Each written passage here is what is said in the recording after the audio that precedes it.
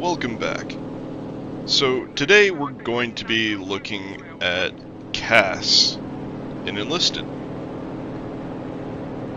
So let's start out by looking at what your goals and your responsibilities are as a CAS player. Essentially, your goal is to inflict the maximum amount of damage on as many ground forces on the enemy team as possible. That sounds simple enough, right? But it becomes much more complex once you start bringing in the variables of battle and the various different aircraft available to you, and so that mission profile might change depending on the conditions of your individual match. For example, if you're an American player, you have access to tremendously powerful CAS. And unfortunately right now, American ground forces are having a very difficult time dealing with German heavy armor. So, whereas a Russian or German CAS player might prioritize dealing with enemy infantry, an American CAS player, your priority should most likely be deleting enemy vehicles anywhere and everywhere that they appear throughout the battle. Not only is that going to be tremendously rewarding to you through your post-game rewards, but it's also going to likely be the most impactful thing anybody on your team is doing that game. Now likewise, if you're not running into lots of armor on the other team, or if you're playing, say, Germany or Russia, where they have access to very effective AT weapons on their infantry and through their tanks, you might find that it's much more valuable to try to take out as many infantry as you can. By doing so, you're hampering the enemy's ability to get on the points, you're making it harder for them to defend or harder for them to attack, and you're making everything that your infantry do on the ground easier for your infantry. But it doesn't just stop there. When you look at your CAS plane, there are some that are going to be like the Ju-188, where they excel at killing things on the ground. And it doesn't matter what that thing is. It can be infantry, it can be tanks, it can be light vehicles. Doesn't matter. If it's on the ground, it'll take them out. It'll even take out planes that are flying low behind you, because the bombs are big enough to blow them up too. I've done it a few times. But the thing with the Ju-188 is that it is a terrible plane for shooting down other planes. It is full through and through a CAS plane, and it is a monster to those on the ground.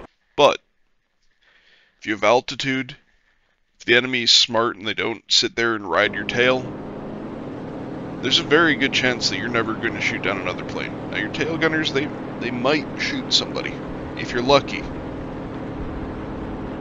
But there are other planes, like some of the Focke-Wulfs, that fall into the attack plane line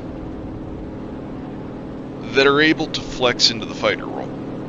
And so, depending on your plane, the P-47, for example, for America is a great example of this. Your plane can be every bit as good at being a fighter as it is at being a CAS plane. And in those cases, you might want to take a different approach in how you bring your plane in. With the Ju-188, you're only a CAS plane. If the enemy planes get on you, you're going to be at their mercy. So your best tactic is going to be to show up and get to where you want to drop your bombs as fast as possible, and then get out of there as fast as possible. And there's a really good chance you're only going to get one pass. If you're flying the P-47, it might be a lot smarter for you to roll in, look around a bit, see where the enemy planes are, shoot one of them down, then roll in, drop your rockets on the infantry, drop your bomb on the tank, and then go and rearm and do it again. Building off of that, when we talk about responsibilities of CAS players, if you fly one of those planes that isn't just an attack plane, you also are just as responsible as the fighters up there to provide air defense to your troops on the ground, shooting down enemy planes, eliminating enemy bombers. There's a lot that you can do to impact the game, but that gets us into our next point. The question that always comes up is, as a CAS player, how do you best influence the game? How do you find targets to hit? And that can be very difficult. So let's get into the simplest tactic that an enlisted player can use to implement CAS and still be efficient and useful for his team. Now, I'll preface this. Tactic number one here is very degenerate, but you've definitely seen it. It is very popular, and it's for a reason. And that is to spawn in a CAS plane, beeline for a target, blow it up, and kamikaze the plane into the ground. Why do people do this? Well, it's simple. When you're on the ground, you're in a target-rich environment. You can see where the enemy infantry are, you can see where their tanks are. You understand the environment on the ground and the conditions and what's going on. So you have a picture in your mind. You spawn in a plane. Well, that's only 10-15 seconds later. So that picture, it's still relevant, it's still up to date. The infantry may have moved, the tanks might have rolled a little bit, but in general, the vectors of approach that the enemy are taking, and most likely where those vehicles are sitting, are going to be the same. So you can pick a priority target, let's say a Tiger 2, you can pull your plane out, beeline in, blow it up, die, and get back on the ground and back into the fight. It's quick, it's easy, anybody can do it. You take out one of the highest priority targets on the enemy team, and the thing is, the reason why it's popular is because most of the time, after that first pass, your picture of what's going on the ground, it's not relevant anymore. It's no longer up to date. The targets have moved. The vehicle you went in to hit, it's gone. It blew up. And the thing is, if enlisted players were really good about putting down accurate marks for their teammates, you probably would see less people kamikazing in.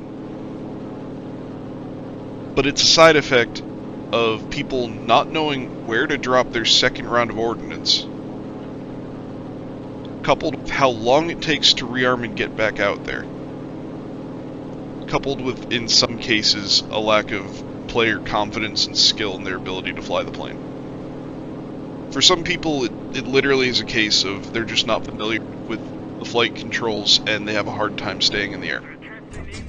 But I would be willing to bet for the majority of players, it's because they've tried flying planes before and they know from experience that after their first drop, the next drop's going to kill like 1 or 2 people or just going to miss entirely. And that happens to a lot of people. So it makes sense to be a kamikaze. But what can we do to find targets and be relevant to the game if we're going to commit to being a CAS player, if we don't want a kamikaze?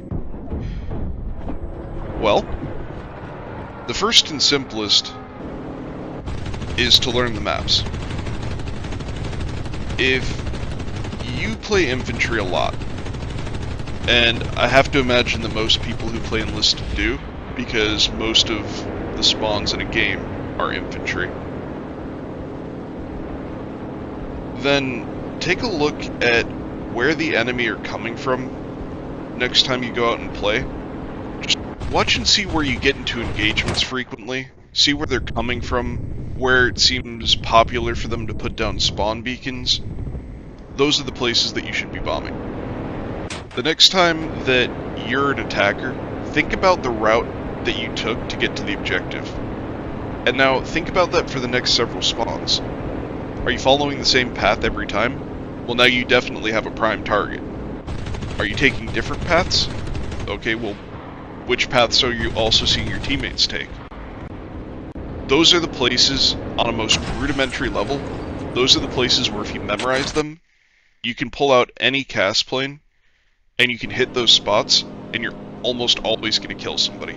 even if you have no idea who's on the ground, even if none of your teammates are marking targets. Do the same thing when you're defending an objective. Where do you put your spawn beacon? Where do you see your teammates put their spawns? Where do you normally run from? Where do you defend from? Some people, not everybody, is going to sit in the circle on the objective to defend an objective.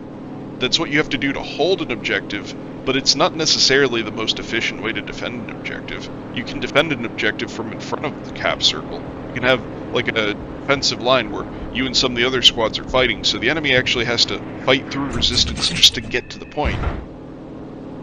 Well, the next time that you're attacking, if your team's being slow to get to the point, the other team might be doing exactly what you've done. So think about those places where you've defended. Those are the places where you should hit. Now, going beyond that, you can, of course, ask your teammates to mark targets. You sometimes will get people who respond and they'll mark something. You might get lucky and they might be accurate. You could always play with friends too. If you're playing with other people and you can talk to them, not only will they be able to give you marks whenever you ask them, but they can also talk you in. So they can put down a mark and say, hey, look, these infantry, they're coming from the right relative to the direction that the enemy, or their spawn is from us. They're moving to the right, so they're not going to be on the point that I put down, and they're advancing towards us. If you come in from the left, then you can probably hit them, and you can avoid hitting the building right next to it. Now, not everybody's going to be that coordinated, not everybody cares, some people are going to take it more casually, but the point is, if you have the opportunity to play with somebody else, just a little bit of communication of, oh, I'm dead right now, but the enemy, they were all running down the road on the left. I mean, even that is better than the nothing that you otherwise might have.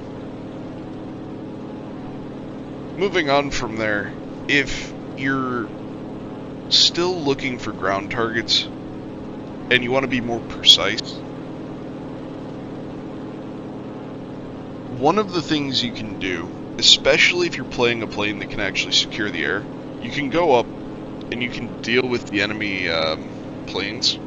Now, mind you, the enemy can constantly spawn planes, but once you deal with the ones that are actively flying, then all of their respawns have to come from the same direction. So you can kind of keep an eye out and see if they're coming in. But once you deal with them, you can actually get relatively close to the ground, and you can look out your window, because you can hold a button, whatever you map it to move your head. I think it's C for me. But you can move your head around in the cockpit, and you can look out the windows, and it's not impossible to see the infantry on the ground, especially if you get kind of low. Like, if you're just flying over the rooftops, you can look and see, hey, look, there's a bunch of infantry down there. Alright, I'm going to fly out, turn around, come back, and I'll hit them. Now, being effective as a CAS player, it goes beyond just being able to find targets. You also need to be able to hit them. So, my first suggestion for you is going to be to use the practice tool. You can sit in there and infinitely spawn planes, infinitely rearm them, and you can practice dropping your bombs. Now, as a rule of thumb, just for simplicity's sake, in my experience, if you nose down 10 to 20 degrees, guesstimate. Some of the planes probably do have instruments in them that you can use, but just guesstimate what you think a 10 to 20 degree downward angle would be. And then drop your bomb right as the target's about to go underneath you, and you'll hit them most of the time. In addition to that, if you're having a hard time getting your bombs on target, there are lots of different choices as far as CAS vehicles in the game. And so as long as you have enough of the tech tree researched that you can make choices, choose the planes that are going to be most effective for you.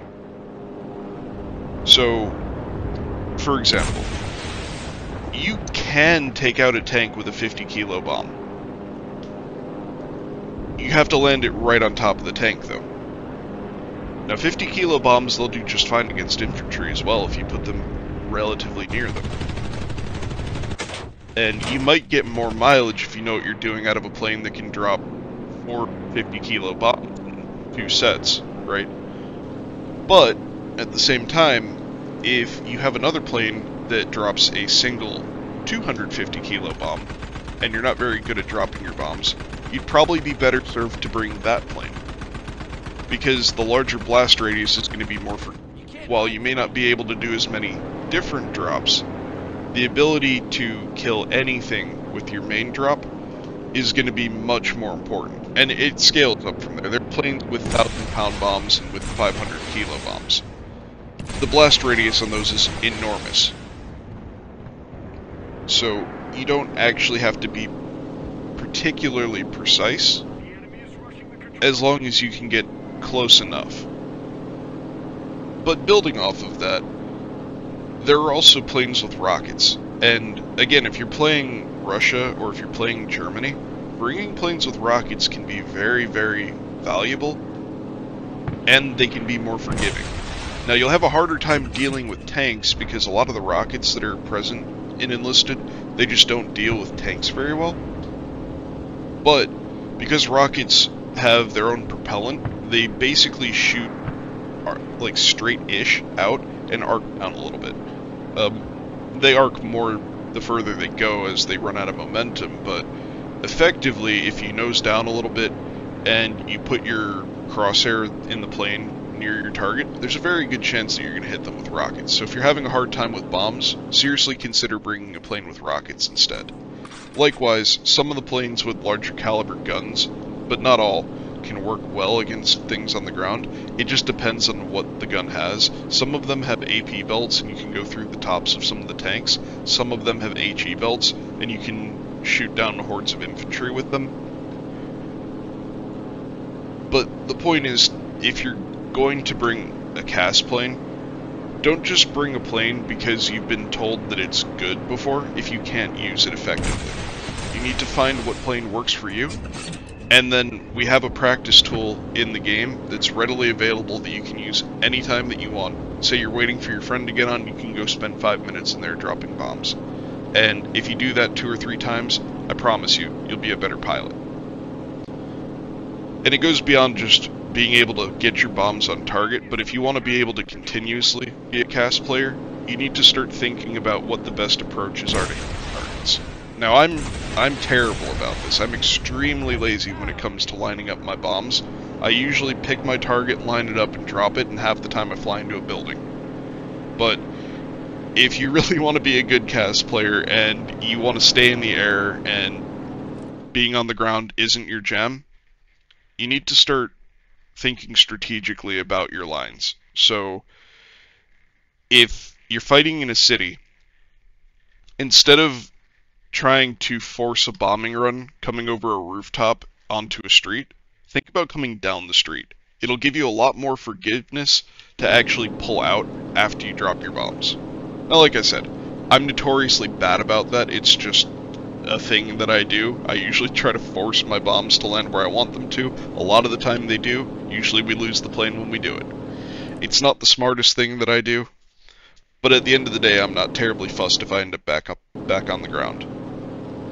Now, as far as your crews and like using them effectively, one of the best things you can do to level these guys up, other than just blowing people up on the ground, because obviously it's going to pay out droves if you just keep hitting hordes of enemy soldiers on the ground.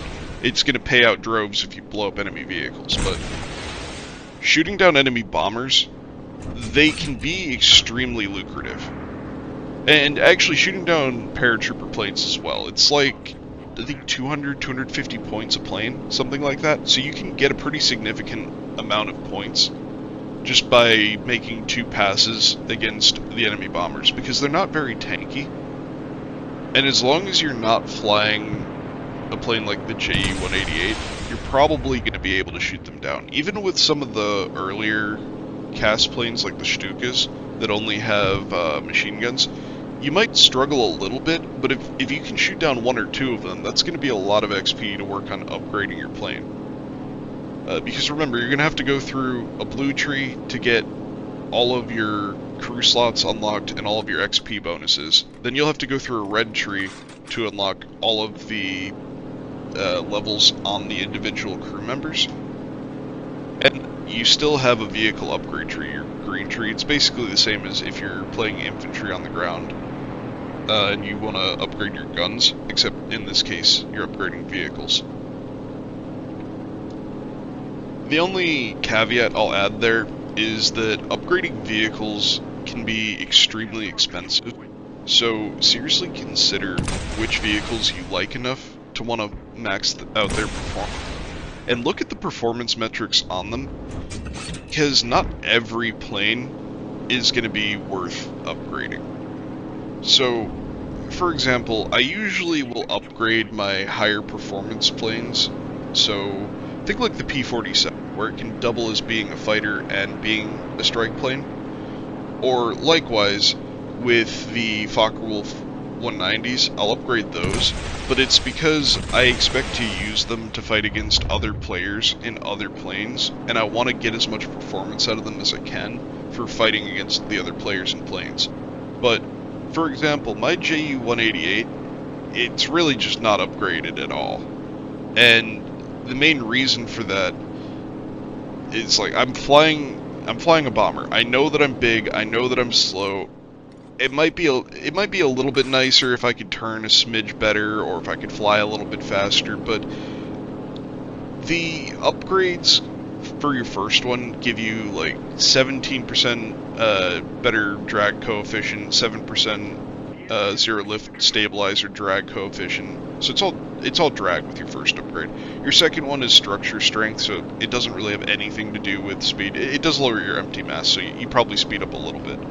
And the last one, which is probably the big one, gives you 10% more engine power and power to the compressor and the efficiency of the radiator.